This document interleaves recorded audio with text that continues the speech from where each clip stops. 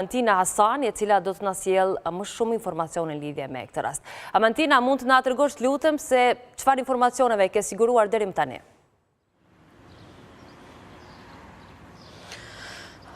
Po, në fakt, raportimi ka dalë që ditës e djeshme, diku rreth orës 15, është arrestuar një person për shkak se dyshohet se ka kryer marrëdhënie seksuale me një të mitur. Dhe është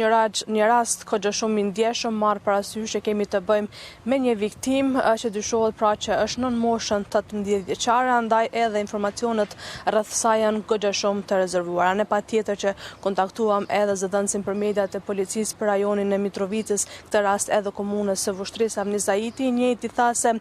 kjo është ajo që mund thuhet dhe për te raportit nuk është se mund t'japim shumë informacione, por se gjithçka deri më tani është në ndyshime, për shkak se akoma nuk ka një raport përfundimtar as të mjekësisë për ta vërtetuar totalisht që i dyshuari është fajtor ose edhe jo për punën në cilët fillimisht po dyshohet se e ka kryer. Pra akoma nuk ka ndonjë raport më të detajuar dhe përfundimtar rreth rastit dhe marr parasysh pra që kemi të bëjmë me dikë të moshës 18 vjeçare dhe informacionet janë të rezervuar dhe po ashtu është rasti i ndjeshëm i cili po ashtu mund të prek edhe familjen, andaj edhe të dhënat janë kogja shumë në detaje të vogla. Ndërkaq siç e do edhe ligji, personi është duke mbajtur pas vendimit të prokurorit edhe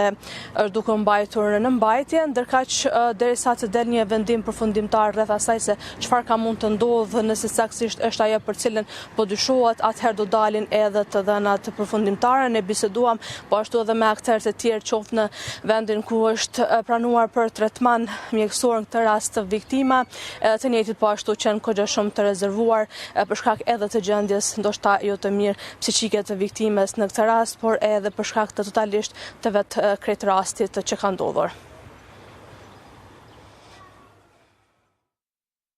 Ose kuptueshme, Amantina, të faleminderit shumë për këtë inkuadrim të drejtë.